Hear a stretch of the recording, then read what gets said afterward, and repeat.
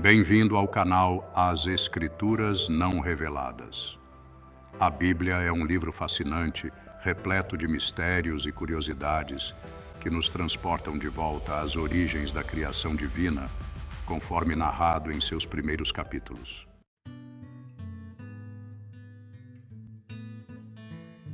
Ali encontramos a formação do primeiro homem e da primeira mulher, moldados pelas próprias mãos de Deus.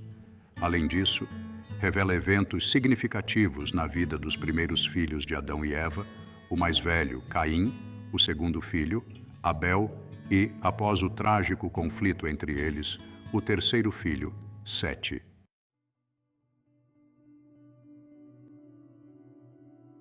Mas uma pergunta surge. O que aconteceu com os descendentes de Caim? Onde estão seus descendentes hoje? Poderia ainda haver vestígios dessa linhagem em nosso mundo?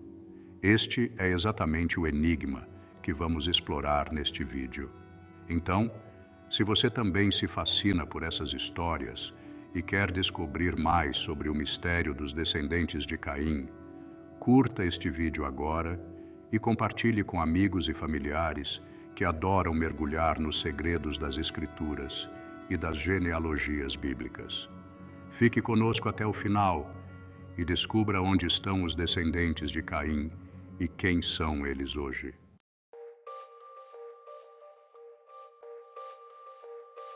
Adão e sua esposa Eva tiveram seu primeiro filho, a quem deram o nome de Caim, marcando o primogênito do casal. Pouco depois, Eva declarou alegremente: "Eu trouxe um homem com a ajuda do Senhor." Mais tarde, o casal teve outro filho, a quem chamaram de Abel.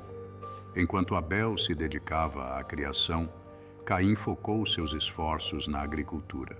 A história dos primeiros filhos de Adão e Eva é amplamente conhecida e registrada, mas o livro de Hebreus, especialmente no capítulo 11, juntamente com a tradição semita judaica antiga, traz detalhes intrigantes sobre esses dois irmãos.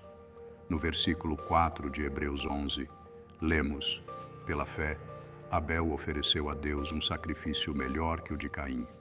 Pela fé, ele foi considerado justo, pois Deus aprovou suas ofertas. E pela fé, ainda fala, mesmo depois de morto."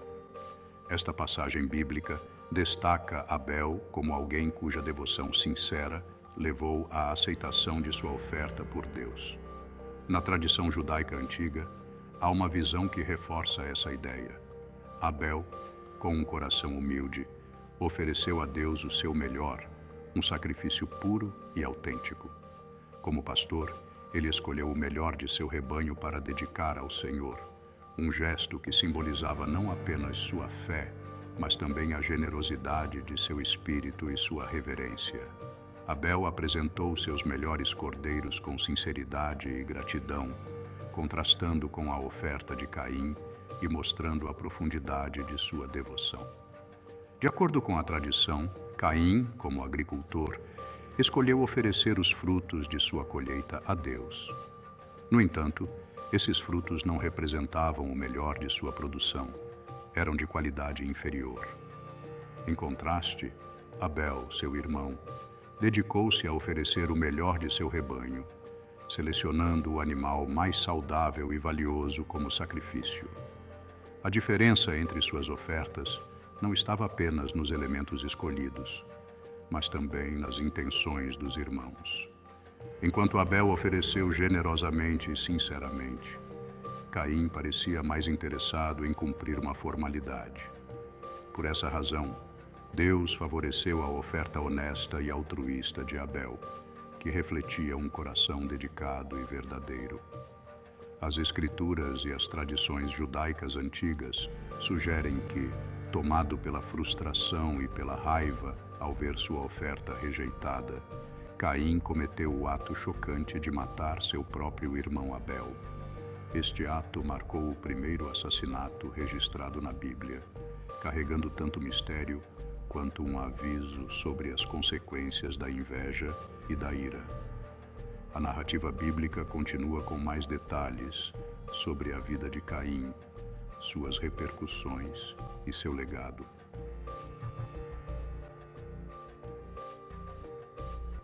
É também importante notar que, de acordo com algumas interpretações, a terra de Nod não se refere a uma pessoa, mas ao território para onde Caim foi enviado após sua confrontação com Deus, simbolizando seu estado de exílio e separação.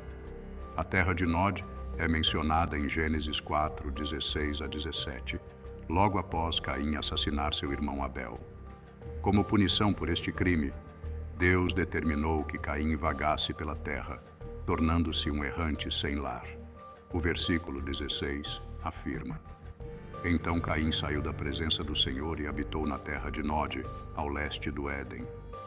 Esta terra tornou-se inseparável da imagem de Caim e seus descendentes, simbolizando o custo de suas ações. Além do sentido literal na narrativa bíblica, a terra de Nod é interpretada por alguns como um profundo símbolo de exílio espiritual. Ao afastar Caim de sua presença, Deus o condenou a uma vida de alienação e isolamento, uma vida marcada pela ausência de contato divino. Nod, portanto, representa mais do que um local físico.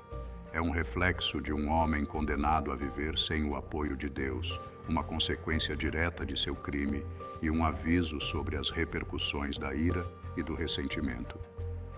Em hebraico, Nod significa vagando ou terra do errante e não é considerado um nome próprio.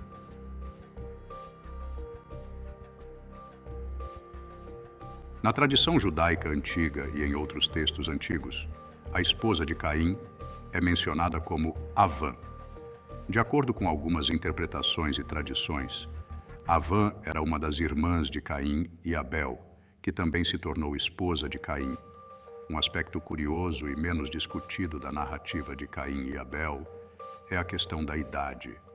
Embora geralmente retratados como jovens, alguns rabinos e estudiosos sugerem que Caim tinha cerca de 70 anos quando matou Abel, que por sua vez tinha cerca de 60.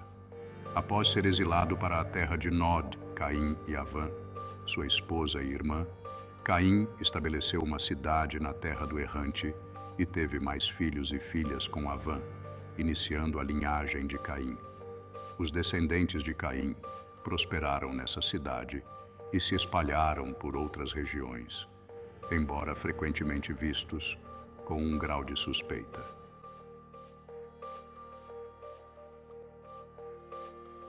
No entanto, entre os descendentes de Caim estavam indivíduos que fizeram contribuições significativas para o desenvolvimento cultural e artístico, introduzindo uma variedade de músicas e instrumentos, como flautas e liras, além de outras habilidades manuais e artísticas. Esses descendentes também incluíam aqueles que se dedicaram à criação de gado e à vida em tendas buscando uma existência pacífica e harmoniosa. O relato bíblico em Gênesis 4, a partir do versículo 17, nos conta que Caim e sua esposa tiveram um filho chamado Enoque, e Caim, em sua homenagem, construiu uma cidade com seu nome. A linhagem continuou com Enoque, pai de Irade. Irade, por sua vez, foi pai de Meujael, que foi pai de Metusael, e finalmente Metusael foi pai de Lameque. A continuação da genealogia demonstra que, mesmo sob um exame crítico, os descendentes de Caim deixaram um legado de contribuições culturais e familiares, marcadas pela busca de uma vida produtiva e criativa. Lameque é uma figura notável nas Escrituras, reconhecida como uma das primeiras a praticar a poligamia ao casar-se com duas mulheres, Ada e Zila. Ele também é lembrado por um poema que recitou para elas, registrado na Bíblia, no qual menciona ter cometido homicídio em legítima defesa e promete vingança contra aqueles que lhe fariam mal. A união de Lameque com Ada resultou no nascimento de Jabal, considerado o ancestral dos pastores e dos que habitam em tendas, levando uma vida nômade e pastoral. Jabal tinha um irmão, Jubal, que se tornou o antepassado de músicos habilidosos, particularmente em instrumentos como a lira e a flauta, destacando o papel cultural dos descendentes de Caim na música e nas artes. Além desses talentos, o versículo 22 de Gênesis 4 revela que Zila teve um filho chamado Tubal-Caim, um ferreiro altamente habilidoso que trabalhava com bronze e ferro, contribuindo com ofícios essenciais para sua época. Tubal-Caim tinha uma irmã chamada Naama, completando essa linhagem diversificada. Assim, os descendentes de Caim exibiram um conjunto de habilidades e talentos músicos, ferreiros, pastores e nômades, que marcaram sua presença nas artes, na vida rural e na metalurgia, deixando um legado variado e significativo na história.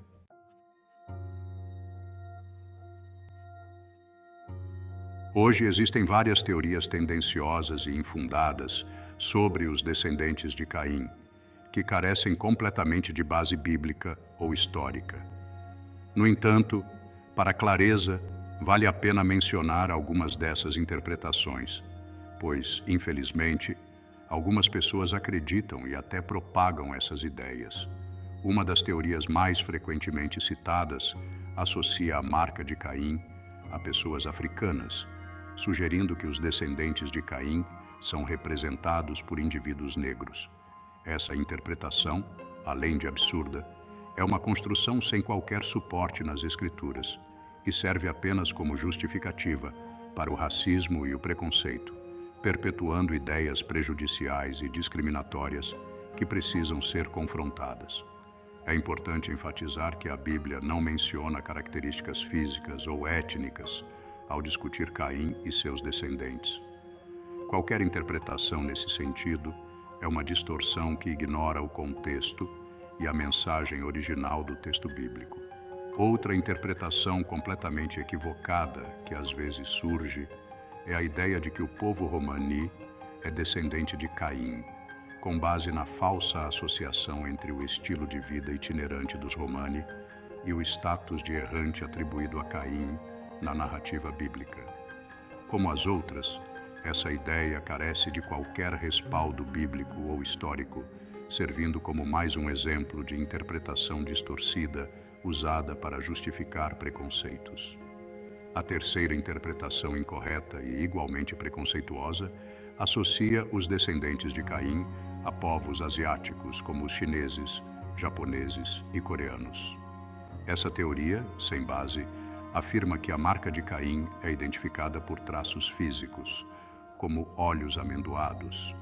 Isso não apenas é uma má leitura do texto bíblico, mas também reforça estereótipos racistas e absurdos sem qualquer base nas Escrituras. Retornando à primeira interpretação, que liga a marca de Caim à cor da pele, é essencial esclarecer que a Bíblia não faz nenhuma conexão entre a marca de Caim e a cor da pele, muito menos com a pele negra. Vale a pena notar que tanto a linhagem de Caim quanto a de Sete incluíam indivíduos de pele escura, o que invalida completamente essa teoria. Além disso, quando as Escrituras se referem a pessoas de pele negra, usam termos específicos, como Cam e Cush, sem qualquer associação com Caim. A segunda interpretação, que sugere que o povo romani é descendente de Caim, também é infundada, uma vez que o nomadismo não é exclusivo dos romani, nem na antiguidade nem nos dias de hoje. Muitos grupos nômades surgiram ao longo da história, incluindo os povos semitas, que frequentemente se deslocavam de uma região para outra em busca de recursos e melhores condições. Povos como os assírios, libaneses, árabes e judeus, por exemplo, se espalharam por várias regiões, inclusive a Europa, e essa mobilidade era uma prática comum. Portanto, atribuir uma condição nômade como herança de Caim carece de fundamentos sólidos. Da mesma forma, a interpretação final que associa asiáticos aos descendentes de Caim não encontra respaldo. O conceito da marca de Caim na Bíblia não menciona características físicas, como os olhos, muito menos traços específicos, como olhos em formato amendoado. De acordo com a narrativa bíblica, Adão foi formado do pó da terra, ou seja, do barro, sugerindo simbolicamente uma origem comum que poderia dar origem às diversas etnias e povos que observamos hoje. As diversas etnias que compõem a humanidade hoje já existiam antes do dilúvio, tanto na linhagem de Caim quanto na de Sete, incluindo pessoas de origens étnicas diversas, brancos, negros, asiáticos, com características indígenas, semitas e outros.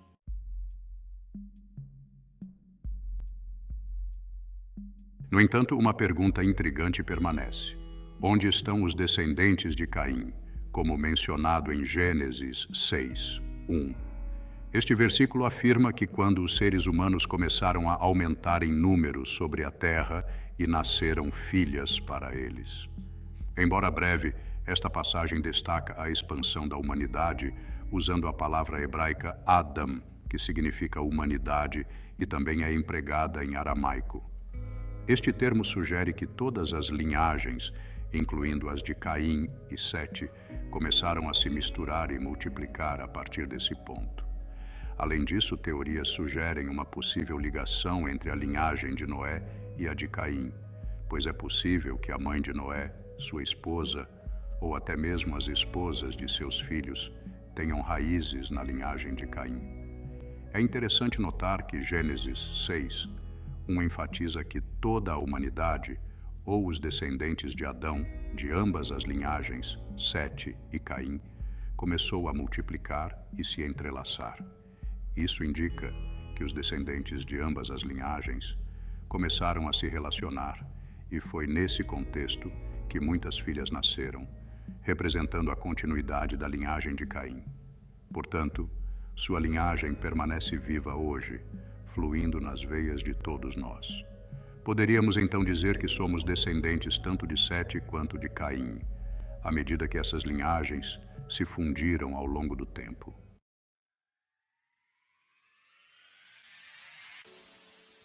Respondendo à pergunta inicial deste vídeo, os descendentes de Caim estão espalhados por toda a Terra, assim como todos nós somos produtos das linhagens de Sete, Caim, Adão e Eva.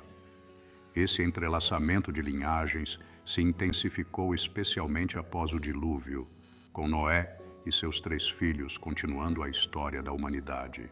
E agora, queremos ouvir de você. Você conhecia essas interpretações sobre os descendentes de Caim? Já ouviu alguma dessas teorias distorcidas antes? Deixe seu comentário abaixo para que possamos continuar essa discussão. Agradecemos a todos que assistiram ao vídeo até aqui e pedimos que deixe seu like, compartilhe e se inscreva no canal. Assim, nossos vídeos atingirão mais e mais pessoas. Que Deus abençoe a todos e até breve.